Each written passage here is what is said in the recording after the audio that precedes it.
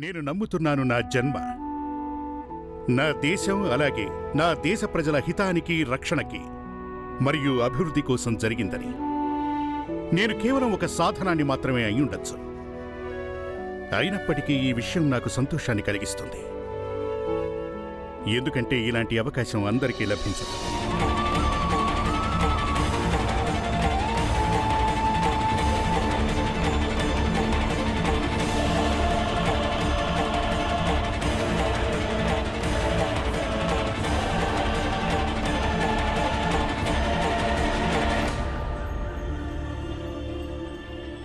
రామ్జీ, రామ్జీ, అక్క, అక్క.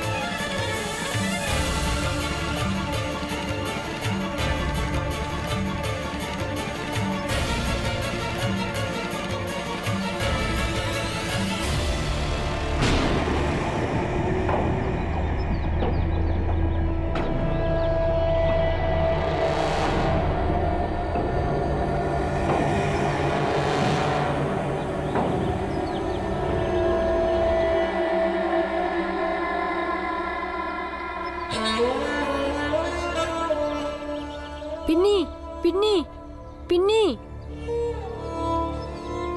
పిన్ని, పిన్ని.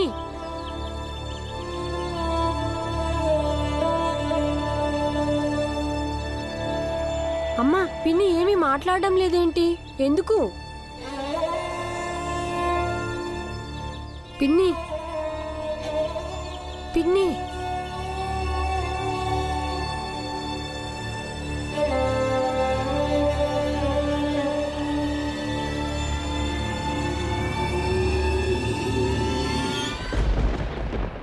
అమ్మా, చెప్పమ్మా.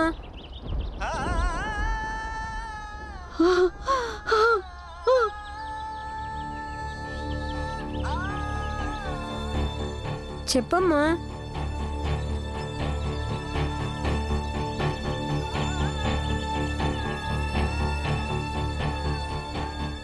ఏం చూస్తున్నారు? చంపేశాను దీన్ని.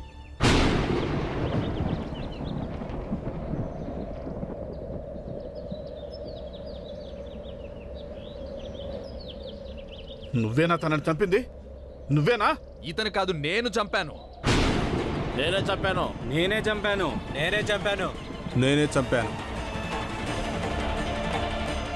నేనే చంపాను దాన్ని.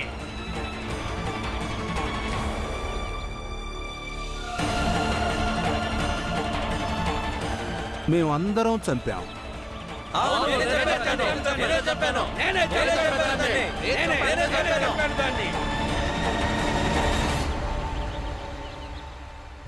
వెళ్ళి పోలీస్ ఇన్స్పెక్టర్కి చెప్పుకో, మేము అందరం కలిసి దీన్ని చంపేశామని. అందరినీ పట్టుకొని తీసుకెళ్ళగలిగితే తీసుకెళ్ళమని స్టేషన్కి. పదండి అందరూ. పదండి పదండి.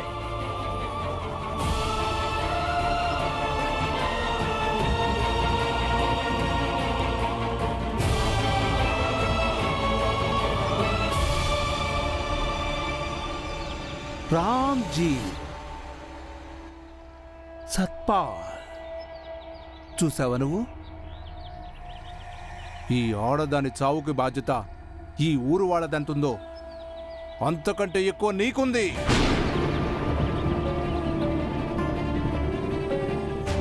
ఒకవేళ ఈ ఆడదాన్ని నువ్వు నీ ఇంట్లో పెట్టుండకపోతే అప్పుడు ఎక్కడో తిరిగి చచ్చుండేది. అప్పుడు కనీసం దీని కుటుంబ సభ్యులైనా దీనికి దహన సంస్కారాలు చేసుండేవాళ్ళు. నీ కారణంగా ఇప్పుడు ఈ ఆడదానికి ఎవరు దహన సంస్కారాలు చేయరు.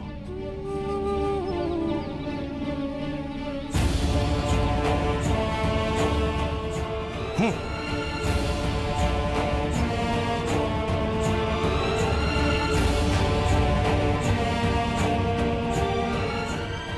ఎవరిని వదిలిపెట్టను, ఎవరిని వదిలిపెట్టను.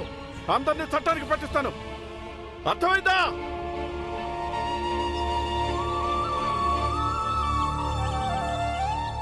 భీమాబాయ్, మీరు ఇక్కడే ఉండండి. నేను పోలీస్ ఇన్స్పెక్టర్ని పిలుచుకొస్తాను.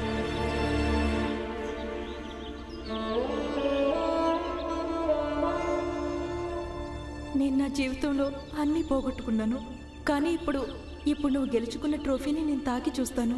విజేత గెలుచుకున్న ట్రోఫీ ఎలా ఉంటుందో.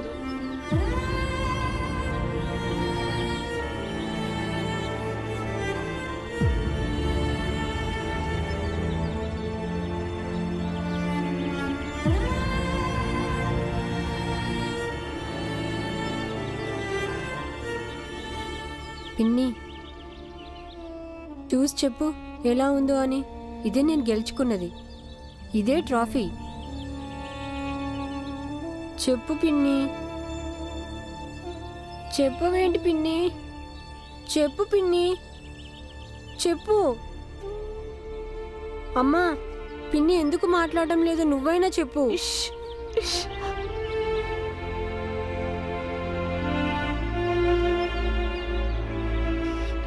పిన్నిని విశ్రాంతి తీసుకునేవు. పిన్ని అలసిపోయింది. పరిగెత్తి పరిగెత్తి దాక్కొని అలసిపోయింది.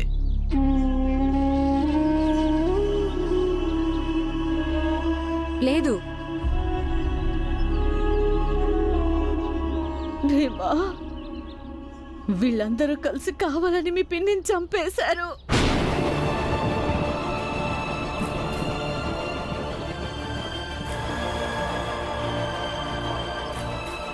పిన్ని ఇక ఎప్పటికీ లేవదు,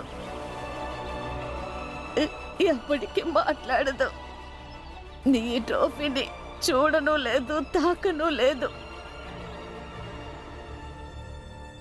బాబు, మనందరినీ వదిలేసి వెళ్ళిపోయింది తను.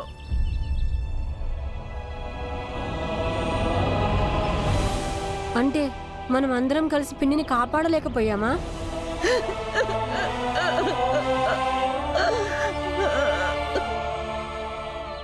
మనం కాపాడలేకపోయాం.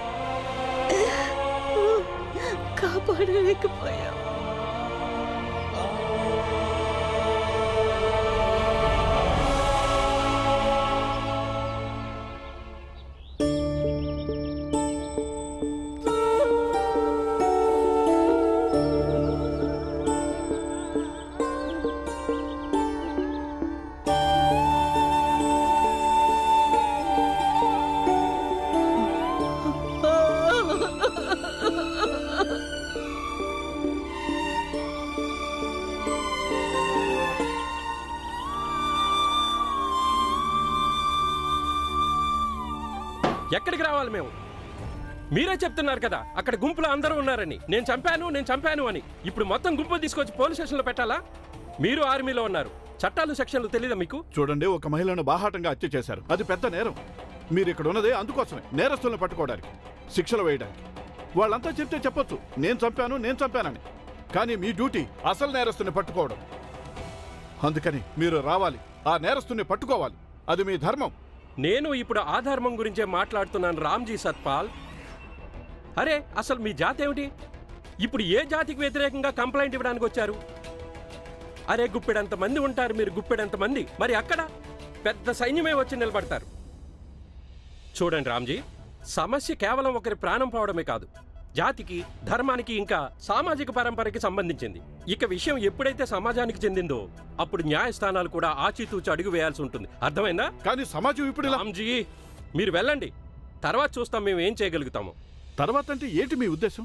హత్య ఇవాళ జరిగితే మీరు తర్వాత చూస్తామంటారు అంటే ఈ లెక్కన నేరస్తులు బాహాటంగా తిరుగుతుండాలా? మాకు చట్టాలు నేర్పిస్తారా మీరు? మేమేం చేయాలని మేము చేస్తాం రామ్జీ. ఆ స్త్రీకి మీ ఇంట్లో ఆశ్రయం ఇవ్వాల్సిన అవసరం ఏమొచ్చింది? నన్ను అడిగితే సమస్య అంతటికి మూలం మీరే అంటాను. మీరు సైన్యంలో ఉన్నారుగా, మరి మీకు బాగా తెలిసే ఉండాలి, యుద్ధంలో చచ్చిపోయిన వాళ్ళది హత్య జరిగినట్టు కాదు, అలాగే చంపిన వాళ్ళనెవ్వరిని హంతకులు అనరు. అంటే ఇది యుద్ధమా? యుద్ధం లాంటిదే, యుద్ధమే. ధర్మం కాపాడుకోవడానికి యుద్ధం, జాతిని రక్షించుకునేదే యుద్ధం, సామాజిక యుద్ధం రామ్జీ, సామాజిక యుద్ధం. అందుకే అక్కడ అందరూ అంటున్నారు నేనే చంపాను అని, నేనే చంపానని. ఇక వెళ్ళండి మీరు, మీ మైండ్ చెడగొట్టుకోవద్దు, నాది చెడగొట్టొద్దు. చూడండి ఇన్స్పెక్టర్ గారు, మీరు రామ్జీ వెళ్ళండి.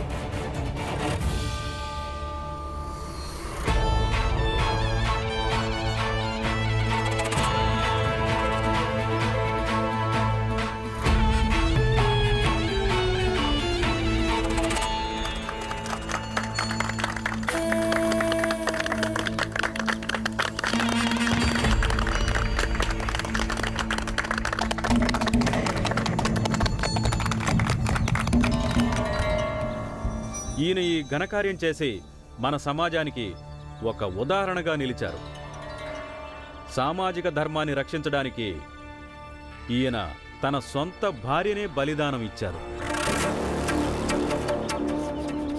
ఈయన ద్వారా చేయబడిన ఈ కార్యం అతి ప్రశంసనీయమైనది. ఈయన చేసిన ఈ త్యాగాన్ని ఊరు మొత్తం జ్ఞాపకం ఉంచుకుంటుంది. ఎప్పటి వరకైతే సూర్యచంద్రులుంటారో సూర్యచంద్రులు ఉన్నంత వరకు అలాగే వాళ్ళకు కూడా గుర్తుండాల్సి ఉంటుంది, ఎవరైతే మన సంప్రదాయాల్ని, మన సామాజిక ధర్మాన్ని అశుద్ధం చేయాలనుకుంటారో వాళ్ళని హెచ్చరించాల్సి ఉంటుంది. ఎవరైనా మనతో పెట్టుకుంటే వాళ్ళు మట్టిలో కలిసిపోతారని.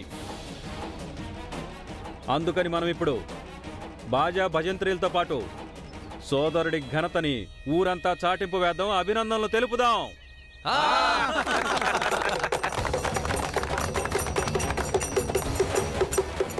ఎప్పటి వరకైతే సూర్యచంద్రులుంటారో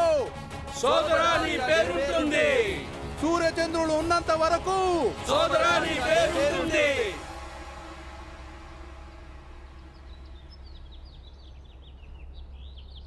ఏమైంది? వాళ్ళు రారంట. వాళ్ళ దృష్టిలో ఇది హత్య కాదంట.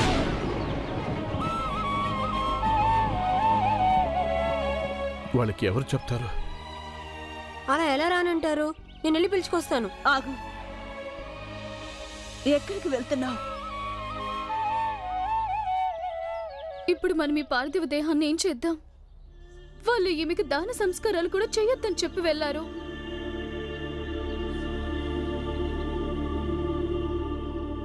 మనమే దహన సంస్కారాలు చేద్దాం. ఈమెకి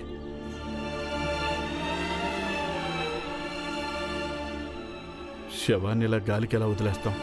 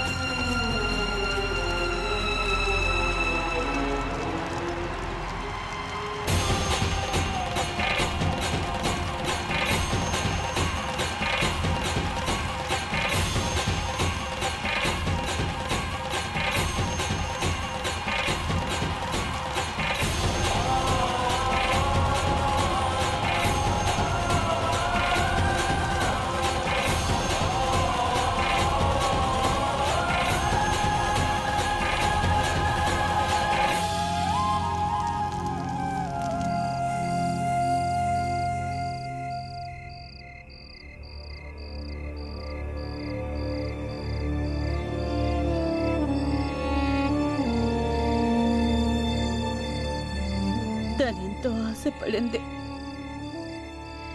భీమా ఫస్ట్ వచ్చిన సంతోషాన్ని అందరితో పంచుకోవాలనుకుంది.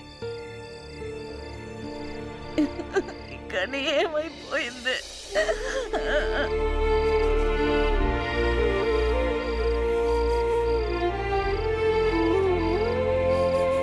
వదినా, ఆవిడ పాయసం వండడానికి పాలు, బెల్లం, బియ్యం తెప్పించింది కదా, నీతో తీసి పారయ్యవి. ఎందుకంటే తను లేని వెలితి కనిపిస్తుంది. తను లేని వెలితి జీవితాంతం గుర్తుండిపోతుంది మనకి.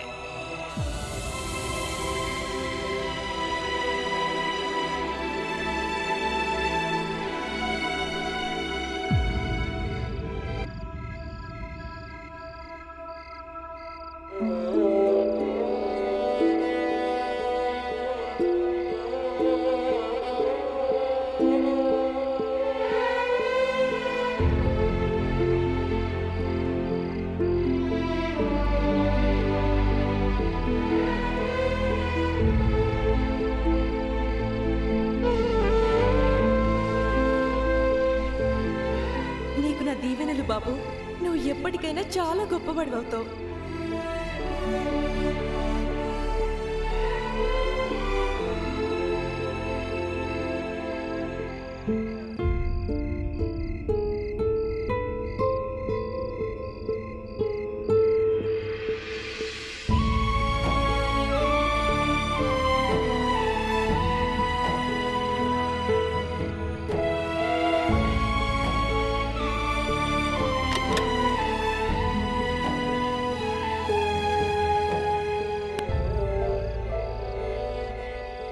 ఈ బట్టను కూడా నీతో పాటు తీసుకెళ్ళు. మళ్ళీ ఈ బట్టను మేము ఎవరి మేడకు చుడతాం?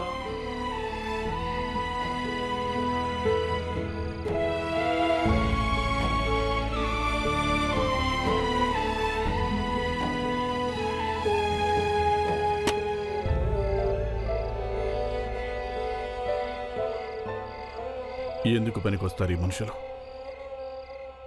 ఎందుకు పనికొస్తాయి ఈ ఆదర్శాలన్నీ, ఈ పుస్తకాలన్నీ? వీటిల్లో మానవత్వం గురించి పెద్ద పెద్ద మాటలు రాసి పెట్టారు. ఒక స్త్రీని బాహాటంగా హత్య చేశారు. కానీ మనుషులు వినోదం చూసినట్టు చూస్తూ నిలబడ్డారు. మరప్పుడు ఈ పుస్తకాల వల్ల ఏం ప్రయోజనం?